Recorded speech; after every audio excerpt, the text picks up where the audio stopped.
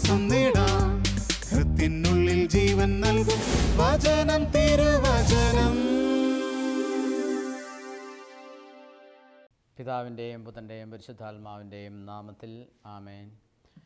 ഈശോയിൽ ഏറ്റവും സ്നേഹമുള്ളവരെ, യെശയ്യാ പ്രവാചകൻ്റെ പുസ്തകം 6-ാമത്തെ അധ്യായം 1 മുതലുള്ള വചനങ്ങളിൽ യെശയ്യാ പ്രവാചകന് സ്വർഗത്തിൻ്റെ ഒരു ദർശനം ലഭിച്ചതാണ് രേഖപ്പെടുത്തിയിരിക്കുന്നത്. 1-ാമത്തെ തിരുവചനം: കർത്താവ് ഉന്നതമായ ഒരു സിംഹാസനത്തിൽ ഉപവിഷ്ടനായിരിക്കുന്നത് ഞാൻ കണ്ടു.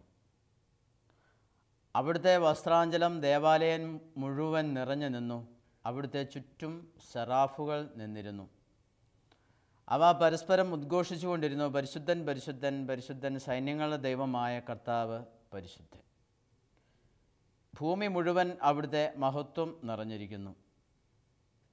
അവയുടെ ശബ്ദഘോഷത്താൽ ഭൂമുഖത്തിൻ്റെ അടിസ്ഥാനങ്ങൾ ഇളകുകയും ദേവാലയം ധൂമപൂരിതമാവുകയും ചെയ്തു.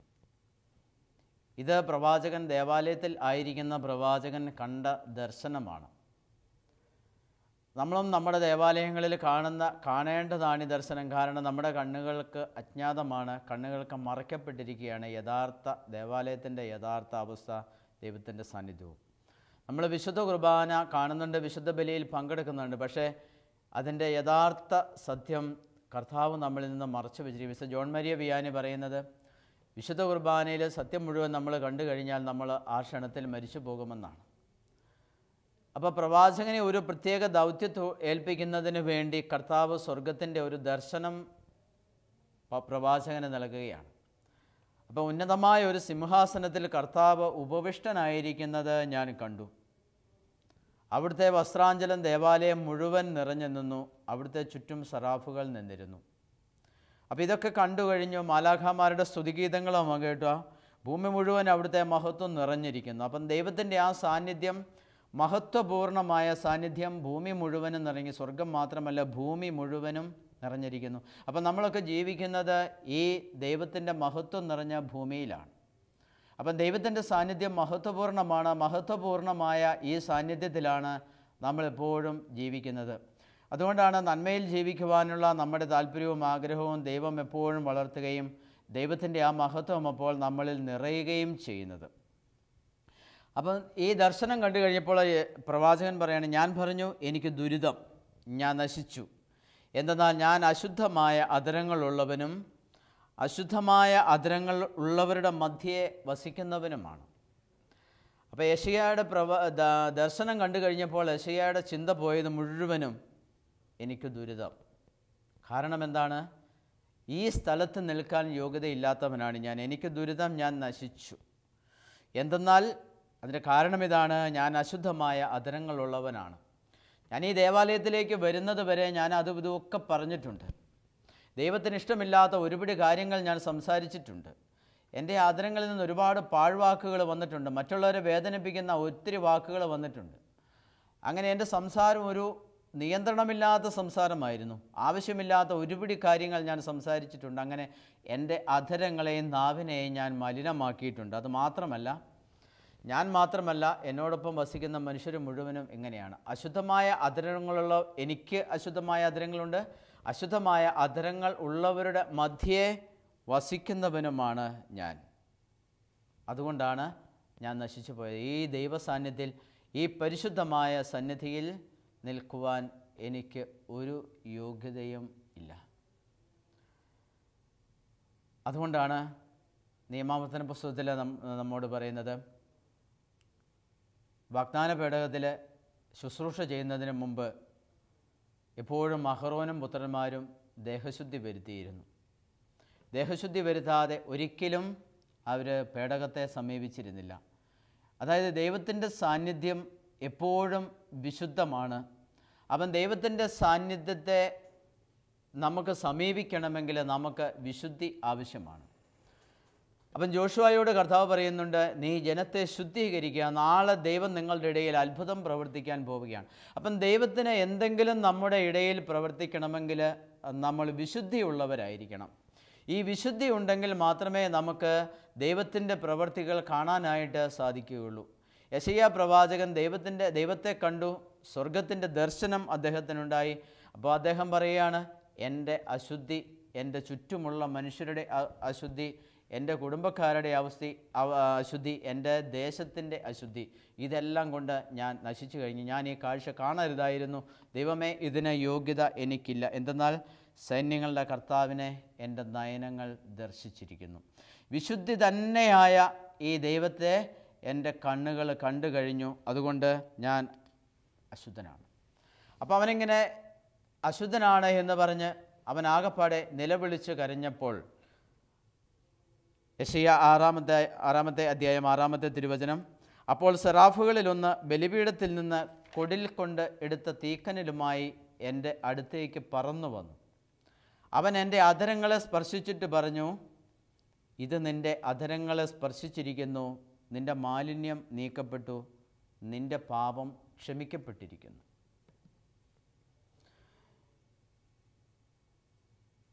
എൻ്റെ അധരങ്ങളെ അവൻ സ്പർശിച്ചിട്ട് പറഞ്ഞു, ഇത് നിൻ്റെ അധരങ്ങളെ സ്പർശിച്ചിരിക്കുന്നു, നിൻ്റെ മാലിന്യം നീക്കപ്പെട്ടു, നിൻ്റെ പാപം ക്ഷമിക്കപ്പെട്ടു. യെശയ്യാ പൂർണ്ണമായും വിശുദ്ധീകരിക്കപ്പെട്ടു. ആ വിശുദ്ധീകരണത്തിൻ്റെ വലിയ ഒരു പ്രോസസ്സ് അവിടെ നടന്നു കഴിഞ്ഞു. യെശയ്യായ്ക്ക് വിശുദ്ധീകരണം സംഭവിച്ചു കഴിഞ്ഞാൽ അത് കഴിഞ്ഞിട്ടാണ് അവന് ഒരു സ്വരം കേൾക്കുകയാണ്, ആരാണ് എനിക്ക് വേണ്ടി പോവുക, ആരെയാണ് ഞാൻ അയക്കുക. ഈ വിശുദ്ധീകരണമെല്ലാം നടന്നു കഴിഞ്ഞപ്പോൾ അവൻ്റെ എല്ലാ താല്പര്യങ്ങളും മാറി. സൈന്യങ്ങളുടെ കർത്താവിനെ അവൻ്റെ കണ്ണുകൾ കണ്ടു കഴിഞ്ഞു. അത് കണ്ടു കഴിഞ്ഞപ്പോൾ പിന്നെ അവനൊരൊറ്റ ചിന്തയേ ഉള്ളൂ, ദൈവത്തിന് വേണ്ടി ജീവിക്കുക, ദൈവത്തിന് വേണ്ടി പ്രവർത്തിക്കുക. ഈ വിശുദ്ധീകരണം സംഭവിച്ചു കഴിഞ്ഞ് അവൻ കരഞ്ഞത് മുഴുവനും ഞാൻ നശിച്ചു, കാരണം അശുദ്ധമായ അധരങ്ങളുള്ളവരുടെ മധ്യേ വസിക്കുന്നവനാണ് എന്ന് പറഞ്ഞാണ് അവൻ നിലവിളിച്ചത്. അവൻ്റെ നിലവിളി മുഴുവനും സറാഫുകളിലൊന്ന് കൊടിൽ കൊണ്ടെടുത്ത തീക്കനലുമായി വന്ന് അവൻ്റെ അധരത്തിൽ സ്പർശിച്ചപ്പോൾ കഴിഞ്ഞു. പിന്നെ അവൻ പറഞ്ഞു, ഇതാ ഞാൻ, എന്നെ അയച്ചാലും. അവൻ മറുപടി കൊടുത്തു. ദൈവത്തിൻ്റെ വിളിക്ക് അവൻ മറുപടി കൊടുത്തു. ദൈവം അവനെ ഉപയോഗിച്ചു.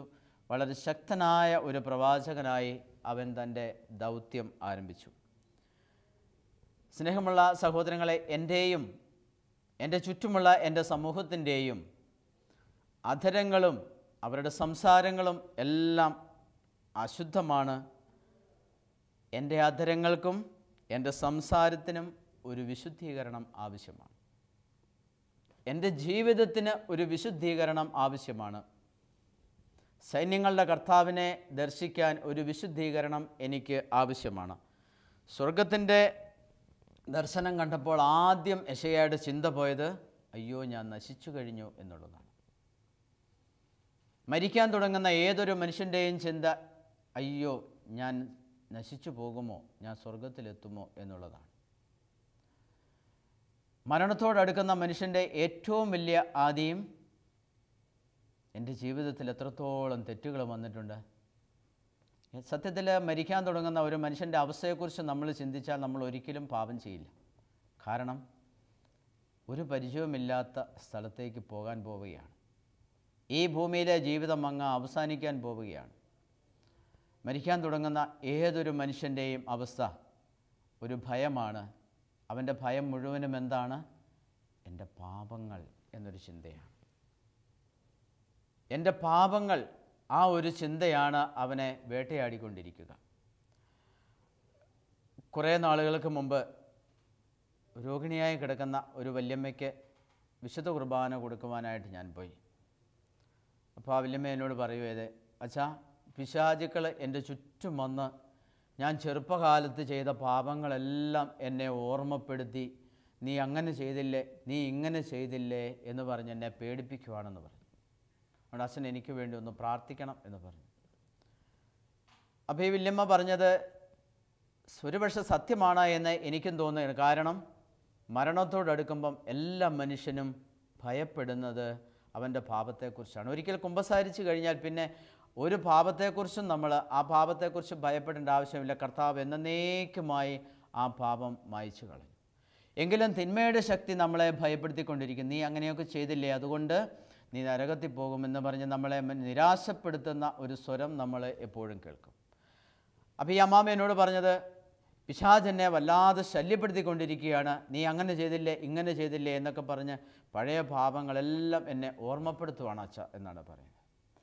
സ്നേഹമുള്ള സഹോദരങ്ങളെ, നമ്മുടെയൊക്കെ ജീവിതത്തിൻ്റെ അവസാനത്തിലും മരണത്തോടടുക്കുന്ന എല്ലാ മനുഷ്യൻ്റെ അവസ്ഥയും ഇത് തന്നെയാണ്. പാപത്തെക്കുറിച്ചാണ്, ഞാൻ അശുദ്ധനാണ്, ദൈവസന്നിധിയിലേക്ക് പോകുവാനുള്ള യോഗ്യത എനിക്കില്ല. ആ ഒരു ചിന്തയാണ് നമ്മളറിയാതെ തന്നെ നമ്മളിലേക്ക് കടന്നു വരിക. അപ്പോൾ അവിടെയാണ് ഒരു വിശുദ്ധീകരണം. യെശയ്യാ പ്രവാചകനെ ദൈവം വിശുദ്ധീകരിച്ചു. ബലിപീഠത്തിൽ നിന്നെടുത്ത തീക്കനൽ കൊടിലുകൊണ്ട് ഒരു സറാഫുകളിലൊന്ന് പിടിച്ചു കൊണ്ടുവന്ന് അവൻ്റെ അധരത്തിൽ സ്പർശിച്ചിട്ട് പറഞ്ഞു, ഇത് നിന്നെ സ്പർശിച്ചിരിക്കുന്നു, നിൻ്റെ പാപം ക്ഷമിക്കപ്പെട്ടിരിക്കുന്നു. നമ്മുടെ ഓരോരുത്തരുടെയും ജീവിതത്തിൽ പ്രവാചകന് അന്ന് തീക്കനൽ തൊട്ടിട്ടാണ് അവനെ വിശുദ്ധീകരിച്ച് അവൻ്റെ പാപങ്ങൾ മോചിച്ച് അവനെ വിശുദ്ധനാക്കിയത് എങ്കിൽ തിരുസഭയിൽ ഇന്ന് നമുക്കൊക്കെ വിശുദ്ധി പ്രാപിക്കുവാനുള്ള എല്ലാ സംവിധാനങ്ങളും ദൈവം സ്ഥാപിച്ചിട്ടുണ്ട്. വിശുദ്ധ കുർബാനയും വിശുദ്ധ കുമ്പസാരവും നമ്മൾക്ക് വിശുദ്ധി പ്രാപിക്കുവാൻ ദൈവം തന്നിരിക്കുന്ന അമൂല്യ നിധികളാണ്. ഈ അമൂല്യ നിധികൾ നമ്മൾ പ്രാപിച്ചതിന് ശേഷം പിന്നെ നമ്മൾ ഒരിക്കലും അയ്യോ എന്ന് പറഞ്ഞ് നിലവിളിക്കേണ്ടി വരില്ല. യെശയ്യാ പ്രവാചകൻ നിലവിളി, ഞാൻ നശിച്ചു കഴിഞ്ഞു എന്ന് പറയും. എങ്കിലും ദൈവത്തെ സമീപിക്കുമ്പോൾ വിശുദ്ധി തന്നെയായ, വിശുദ്ധിയുടെ നിറകുടമായ ദൈവത്തെ സമീപിക്കുമ്പോൾ നമ്മുടെ ഏറ്റവും വലിയ ചിന്ത അയ്യോ എൻ്റെ പാപം എന്നുള്ളതാണ്.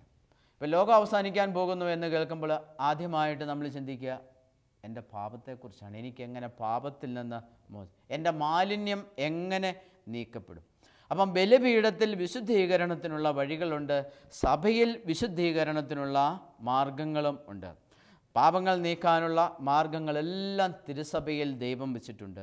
ഞങ്ങളുടെ സഹോദരങ്ങൾ തമ്മിലും സുഹൃത്ത് ബലങ്ങൾക്കിടയിലും മാതാപിതാക്കളോടും സഹോദരങ്ങളോടുമൊക്കെ നമ്മൾ സംസാരത്തിലൂടെ ഉണ്ടാക്കിയ തിന്മയിലോ നമ്മുടെ സംസാരത്തിലും പ്രവൃത്തിയിലൂടെയും ഉണ്ടാക്കിയ എല്ലാ അശുദ്ധികളും വിശുദ്ധീകരിക്കാൻ, നമ്മുടെ അധരത്തെ സ്പർശിക്കാൻ ദൈവം വിശുദ്ധ കുർബാനയും തന്നിട്ടുണ്ട്.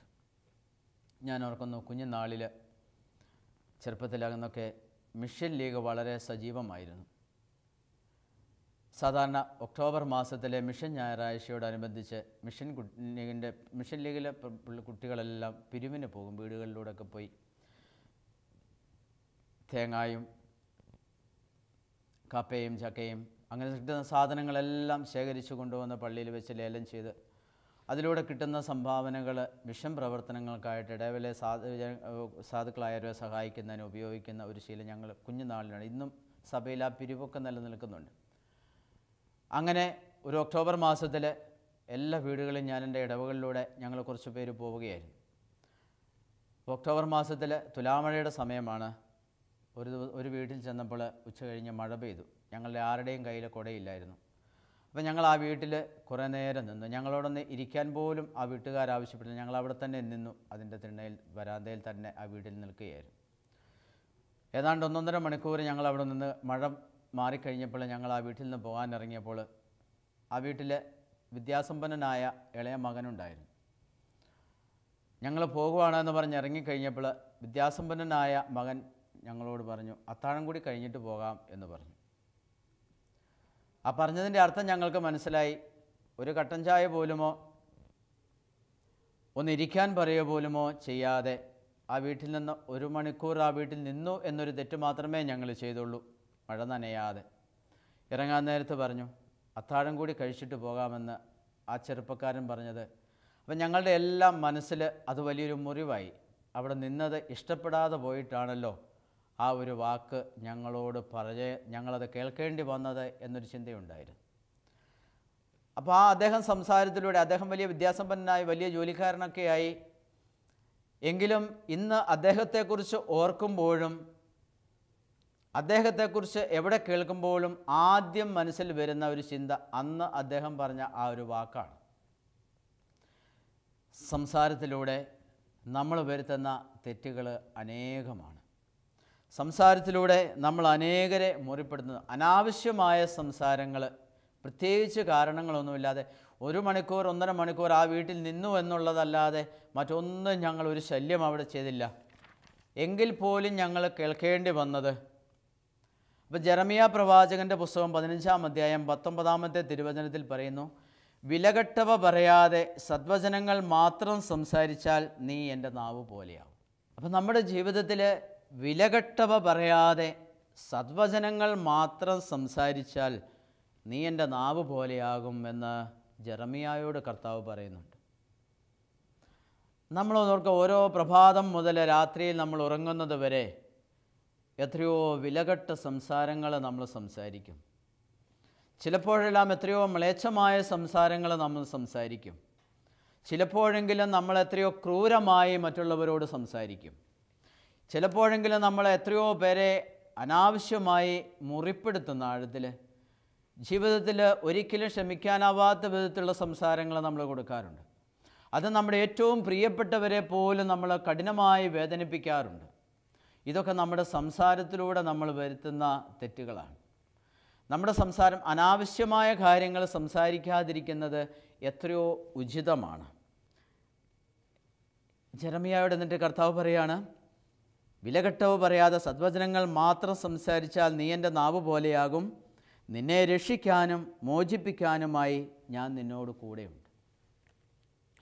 അപ്പം നമ്മുടെ സംസാരവും നമ്മുടെ പ്രവൃത്തിയും ജീവിതവും ഒക്കെ വിശുദ്ധി നിറഞ്ഞതാണെങ്കിൽ നിന്നെ രക്ഷിക്കാനും നിന്നെ മോചിപ്പിക്കാനുമായി നിന്നോടുകൂടെ ഞാനുണ്ട്. യെശയ്യായെ കൊടിലുകൊണ്ടെടുത്ത തീക്കട്ടയുമായി സറാഫുകളിലൊന്ന് അവൻ്റെ നാവിൽ തൊട്ട്, ഇതാ നീ വിശുദ്ധീകരിക്കപ്പെട്ടു, നിൻ്റെ പാപം മോചിക്കപ്പെട്ടിരിക്കുന്നു എന്ന് പറഞ്ഞതുപോലെ നമ്മുടെയൊക്കെ അധരങ്ങൾക്കും നാവുകൾക്കും ഒരു വിശുദ്ധീകരണം ഉടനടി ആവശ്യമാണ്. നമ്മുടെ വളരെ പെട്ടെന്ന് തന്നെ നമ്മൾ ആക്ഷൻ എടുക്കേണ്ട ഒരു കാര്യമാണ് നമ്മുടെ സംസാര രീതിയിൽ നമ്മൾ വരുത്തുന്ന തെറ്റുകൾ ആവർത്തിക്കാതിരിക്കാൻ ഒരു വിശുദ്ധീകരണം. വിശുദ്ധീകരിച്ചതിന് ശേഷമാണ് കർത്താവ് പ്രവാചകനെ പ്രവാചക ദൗത്യത്തിനായി വിളിച്ചത്. ഈ വിശുദ്ധീകരണം നടന്നു കഴിഞ്ഞപ്പോഴാണ് ദൈവം അവൻ ചോദിക്കുന്നത്, ആരെയാണ് ഞാൻ അയക്കുക, ആരാണ് എനിക്ക് വേണ്ടി പോവുക? വിശുദ്ധീകരണം നടന്ന് പൂർണ്ണമായും പാപങ്ങൾ മോചിക്കപ്പെട്ട പ്രവാചകൻ ആ ദൗത്യം ഏറ്റെടുത്തു. ഇതാ ഞാൻ, എന്നെ അയച്ചാലും ഞാൻ റെഡി. വിശുദ്ധീകരിക്കപ്പെട്ട് കഴിയുമ്പോൾ പിന്നെ നമ്മുടെ ജീവിതത്തിൻ്റെ ഏറ്റവും വലിയ ലക്ഷ്യം ഭൗതിക സമ്പത്തുകൾ നേടുക, നമ്മുടെ സുഖഭോഗങ്ങൾക്ക് വേണ്ടി സന്തോഷത്തിനും വേണ്ടി ജീവിക്കാതെ ദൈവത്തിന് വേണ്ടി ജീവിക്കുക, തമ്പുരാന് വേണ്ടി എന്തെങ്കിലുമൊക്കെ നമ്മുടെ ജീവിതം കൊണ്ട് ചെയ്യുക എന്ന ഒരു ചിന്ത വിശുദ്ധീകരിക്കപ്പെട്ട് കഴിയുമ്പോൾ നമ്മളറിയാതെ നമ്മുടെ ജീവിതത്തിൽ പൊട്ടിമുളയ്ക്കും. വിശുദ്ധീകരിച്ചതിന് ശേഷം നമുക്കും ഈ പ്രവാചകൻ്റെ അതേ വഴിയിലൂടെ നീങ്ങുവാനായിട്ട് നമുക്ക് സാധിക്കും. ഈ നാവാണ് ജെറമിയ പറയുന്ന പോലെ, വിലകെട്ടവ പറയാതെ സദ്വചനങ്ങൾ മാത്രം സംസാരിച്ചാൽ നീ എൻ്റെ നാവ് പോലെ. വിശുദ്ധീകരിക്കപ്പെട്ട നാവുകളിൽ നിന്ന് ഒരിക്കലും വിലകെട്ടവ പുറത്തു വരില്ല എന്നുള്ളത് ഒരു സത്യം. വിശുദ്ധീകരിക്കപ്പെട്ട അധരങ്ങളിൽ നിന്ന് ഒരിക്കലും വിലകെട്ട സംസാരങ്ങൾ ഒരിക്കലും പുറത്തു വരികയില്ല. ദൈവത്തിൻ്റെ നാവ് പോലെ നമ്മുടെ നാവ് ആയിത്തീരും. അനുഗ്രഹിക്കപ്പെട്ട നാവാണ്, വചനം തരുന്ന നാവാണ് ദൈവത്തിൻ്റെ നാവ്. അവിടുത്തെ വചനം സൗഖ്യം തരുന്നതാണ്. അവിടുത്തെ നാവ് വിടുതൽ നൽകുന്നതാണ്. അത് പാപമോചനം തരുന്നതാണ്. ജെറമിയായുടെ പുസ്തകം 5-ാമത്തെ അധ്യായം 14-ാമത്തെ തിരുവചനത്തിൽ വീണ്ടും പറയുന്നു, എൻ്റെ വചനം നിൻ്റെ നാവിൽ ഞാൻ അഗ്നിയാക്കും, അവരെ ഞാൻ വിറകാക്കും, അഗ്നി അവരെ വിഴുങ്ങും. വളരെ അപകടം പിടിച്ചൊരു വചനം. എൻ്റെ വചനം നിൻ്റെ നാവിൽ ഞാൻ അഗ്നിയാക്കും. അതായത് ജെറമിയായുടെ നാവ് അത്രത്തോളം ശക്തമാകും, അത് അഗ്നിയാകും. നിൻ്റെ നാവിൽ നിന്ന് അഗ്നി പുറപ്പെടും. യെശയ്യാ പ്രവാചകൻ്റെ ജീവിതത്തിൽ ഒരിക്കൽ യെശയ്യാ പ്രവാചകൻ തനിക്കെതിരെ വന്ന 50 പേരെ സ്വർഗത്തിൽ നിന്ന് അഗ്നി ഇറങ്ങി ഇപ്പോൾ നശിപ്പിക്കട്ടെ എന്ന് പറഞ്ഞപ്പോൾ സ്വർഗത്തിൽ നിന്നും അഗ്നി ഇറങ്ങി രാജാവ് അയച്ച 50 ദൂതന്മാരെയും ചാമ്പലാക്കിക്കളയും. അപ്പം ജെറമിയായുടെ നാവ് ഇതുപോലെ ദൈവം പറയുകയാണ്, എൻ്റെ വചനം നിൻ്റെ നാവിൽ ഞാൻ അഗ്നിയാക്കും, അവരെ ഞാൻ വിറകാക്കും, അഗ്നി അവരെ വിഴുങ്ങും. ജെറമിയായുടെ വായിൽ നിന്ന് വരുന്ന വചനം അത് കേൾവിക്കാരെ അഗ്നിക്കിരയാക്കും എന്ന് പറയും. അത്രയ്ക്കും ശക്തമായ അഭിഷേകമുള്ള നാവായി ജെറമിയായുടെ നാവിനെ ഉയർത്തും എന്ന് കർത്താവ് പറയുന്നു. മറ്റുള്ളവരെ പഠിപ്പിക്കാനും ഉപദേശിക്കാനും നല്ല കഴിവുള്ളവരാണ് നമ്മളെല്ലാവരും. പക്ഷേ ആർക്കും ആരെയും ഉപദേശിക്കുന്നതിന് ഒരു മടിയും ഇല്ല. അഭിപ്രായങ്ങൾ തട്ടിവിടുന്നതിനും എത്ര വലിയ പ്രശ്നങ്ങളുമായിട്ട് നമ്മളൊരാളുടെ മുമ്പിൽ ചെന്ന് നോക്ക്, ഉപദേശിക്കാൻ എല്ലാവർക്കും ഇഷ്ടമായിരിക്കും. ആരും ഉപദേശിക്കുന്നതിൽ പിന്നോട്ട് പോകത്തില്ല. കാരണം എല്ലാവർക്കും പറ്റുന്ന പണിയാണ് ഉപദേശം എന്ന് പറയുന്നത്. പക്ഷേ ഉപദേശത്തിൽ ആരും നന്നാവില്ലെന്നുള്ളത് മറ്റൊരു സത്യം. യാക്കോബ് ശ്ലീഹ നമ്മെ ഓർമ്മപ്പെടുത്തുന്നു. 3-ാമത്തെ അധ്യായം 1 മുതലുള്ള തിരുവചനങ്ങളിൽ, എൻ്റെ സഹോദരരെ, നിങ്ങളിൽ അധികം പേർ പ്രബോധകരാകാൻ തുനിയരുത്. എന്തെന്നാൽ കൂടുതൽ കർശനമായ വിധിക്ക് നാം എല്ലാവരും അർഹരാകുമെന്ന് മനസ്സിലാക്കുവിൻ. നാം എല്ലാവരും പല വിധത്തിൽ തെറ്റ് ചെയ്യുന്നു. സംസാരത്തിൽ തെറ്റ് വരുത്താത്ത ഏവനും പൂർണ്ണനാണ്. നമ്മളൊന്ന് ചിന്തിച്ച് നോക്കുക. നിത്യവും നമ്മൾ സംസാരിക്കുന്ന അനേക വാക്കുകളിലൂടെ എത്രയോ തെറ്റുകൾ നമ്മൾ വരുത്തുന്നു. അത് വീണ്ടും വീണ്ടും ഒരു കൂസലില്ലാതെ നമ്മൾ വരുത്താറുണ്ട്. ഞാൻ ഓർക്കുന്നു, കുറേ നാളുകൾക്ക് മുമ്പ് ഒരിടവകയിൽ പ്രായമായൊരു അമ്മയെ ചികിത്സിക്കാൻ മക്കൾ തയ്യാറായില്ല. സ്ഥലത്തെ വിൻസെൻ്റ് ഇപ്പോൾ സംഘത്തെ സമീപിച്ച വികാരിയച്ഛൻ പറഞ്ഞു, അങ്ങനെ വിൻസെൻ്റ് പോളിൻ്റെ സഹായത്തോടുകൂടി ഇടവകയുടെ നേതൃത്വത്തിൽ ആ അമ്മയ്ക്ക് വേണ്ട ചികിത്സകളും ഓപ്പറേഷനും എല്ലാം നടത്തി. പക്ഷേ ആശുപത്രിയിൽ നിന്ന് ഡിസ്ചാർജ് ചെയ്യാറായപ്പോൾ വികാരിയച്ഛൻ മക്കളെ ഓരോരുത്തരെ വിളിച്ച് ചോദിച്ചു, അമ്മയെ ഡിസ്ചാർജ് ചെയ്യാറായി, വീട്ടിലോട്ട് കൊണ്ടുവരട്ടെ എന്ന്. മക്കൾ ഓരോരുത്തർ പറഞ്ഞു, എനിക്ക് വേണ്ട, എൻ്റെ വീട്ടിലോട്ട് കൊണ്ടുവരണ്ട എന്ന് പറഞ്ഞു. അവസാനം അച്ഛനിടപെട്ട് ആ അമ്മയെ ഒരു അനാഥ മന്ദിരത്തിലാക്കി. അമ്മയെ മക്കൾ പറഞ്ഞ വാക്കുകളെക്കുറിച്ച് അമ്മ കേട്ടു. അപ്പോൾ അമ്മ പറയുകയാണ്, എന്നെ വേണ്ട എന്ന് മക്കൾ പറഞ്ഞ ആ വാക്ക് അതെന്നെ അല്പം പോലും വേദനിപ്പിച്ചിട്ടില്ല. പക്ഷേ അത് അവരുടെ ഹൃദയത്തിൽ ഒരു മുറിവായി തീർന്നിട്ടുണ്ട്. ആ പറഞ്ഞ മക്കളുടെ എല്ലാം ഹൃദയത്തിൽ അതൊരു മുറിവായി തീർന്നിട്ടുണ്ട്. അപ്പോൾ അവരുടെ ആ സംസാരവും അവർക്ക് തന്നെ ഒരു മുറിവായി തീർന്നിട്ടുണ്ടല്ലോ. അതിൽ ദൈവമേ, ആ വാക്കുകൊണ്ട് അവരെ ശിക്ഷിക്കരുതേ എന്ന് ആ അമ്മ ആ മക്കൾക്ക് വേണ്ടി പ്രാർത്ഥിക്കുകയാണ്. അതുകൊണ്ടാണ് യാക്കോബ് ശ്ലീഹ പറയുന്ന 3-ാമത്തെ അധ്യായം 6-ാമത്തെ തിരുവചനത്തിൽ, നാവ് തീയാണ്, അത് ദുഷ്ടതയുടെ ഒരു ലോകം തന്നെയാണ്. നമ്മുടെ അവയവങ്ങളിൽ ഒന്നായ അത് ശരീരം മുഴുവനെയും മലിനമാക്കുന്നു. നമ്മൾ ശരിക്കും ശ്രദ്ധിച്ചാൽ നമ്മുടെ ഓരോ ദിവസത്തെ സംസാരങ്ങൾ, നമ്മുടെ വാക്കുകൾ, അത് നമ്മുടെ ശരീരം മുഴുവനെയും മലിനമാക്കുന്നുണ്ട്. ചിലപ്പോഴെങ്കിലും നമ്മളെ മുഴുവൻ സമൂഹത്തിനും സഭയ്ക്കും വേണ്ടാത്തവരായി ചിലപ്പോൾ തീർക്കാറുണ്ട്. അതുകൊണ്ടാണ് യാക്കോബ് ശ്ലീഹ നമ്മെ ഓർമ്മപ്പെടുന്നത്, നമ്മുടെ നാവ് കൊണ്ട് നാം ദൈവത്തെ സ്തുതിക്കുന്നു, നമ്മൾ പ്രാർത്ഥിക്കുന്നു, വിശുദ്ധരുടെ മധ്യസ്ഥം യാചിക്കുന്നു, മറ്റുള്ളവരെ ഉപദേശിക്കുന്നു, എങ്കിലും നമ്മുടെ നാവിൻ്റെ നിയന്ത്രണം നമ്മുടെ മേലൊരിക്കലുമില്ല. ഈ നാവ് കൊണ്ട്, യാക്കോബ് ശ്ലീഹയുടെ ലേഖനം 3-ാമത്തെ അധ്യായം 9-ാമത്തെ തിരുവചനം, ഈ നാവ് കൊണ്ട് കർത്താവിനെയും പിതാവിനെയും നാം സ്തുതിക്കുന്നു. ദൈവത്തിൻ്റെ സാദൃശ്യത്തിൽ സൃഷ്ടിക്കപ്പെട്ടിരിക്കുന്ന മനുഷ്യരെ അതേ നാവ് കൊണ്ട് ശപിക്കുകയും ദൂഷണം പറയുകയും ചെയ്യുന്നു. സെറാഫുകളിലൊന്ന് കൊടിൽ കൊണ്ടെടുത്ത തീക്കട്ടയുമായി യെശയ്യായുടെ അധരത്തിൽ സ്പർശിച്ചതുപോലെ നമ്മുടെ അധരത്തെയും സ്പർശിക്കണമേ എന്ന് നമുക്ക് പ്രാർത്ഥിക്കാം. ഇതിലെല്ലാം അത്ഭുതം, നമ്മുടെ ഈ നാവ് കൊണ്ട് നമ്മൾ നിത്യവും ദിവ്യകാരുണ്യം സ്വീകരിക്കുന്നു. സെറാഫുകളിൽ നിന്ന് കൊടിൽ കൊണ്ട് ബലിപീഠത്തിൽ നിന്ന് എടുത്ത ആ തീക്കട്ടയേക്കാൾ എത്രയോ ശക്തമാണ് നമ്മൾ ഓരോ ദിവസവും സ്വീകരിക്കുന്ന ദിവ്യകാരുണ്യം.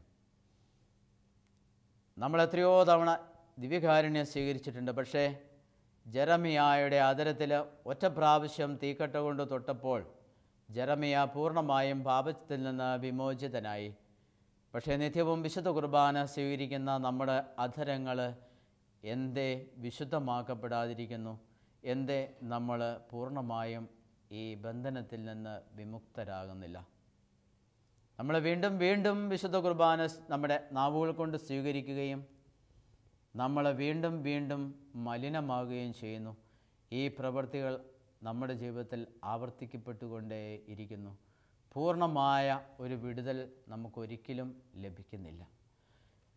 എന്തോ ഒരു തകരാറ് എവിടെയോ ഉണ്ട് എന്ന് നമ്മൾ മനസ്സിലാക്കണം.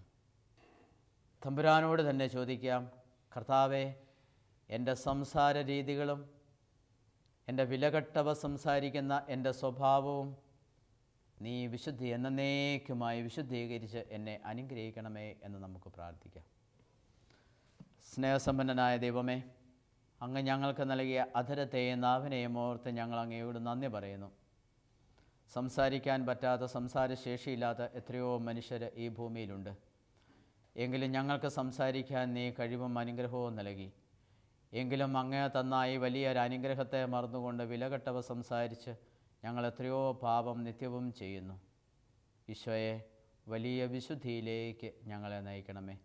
എന്നേക്കുമായി ഞങ്ങളുടെ അധരങ്ങളെയും നാവിനെയും വിശുദ്ധീകരിച്ച് അനുഗ്രഹിക്കണമേ എന്ന് പ്രാർത്ഥിക്കുന്നു. പരിശുദ്ധ അമ്മേ, ഞങ്ങളുടെ നാവുകളെ വിശുദ്ധമായി അമ്മ തീർക്കണമേ. നിത്യം പിതാവും പുത്രനും പരിശുദ്ധാത്മാവുമായ സർവേശ്വര എന്നേക്കും. ആമേൻ.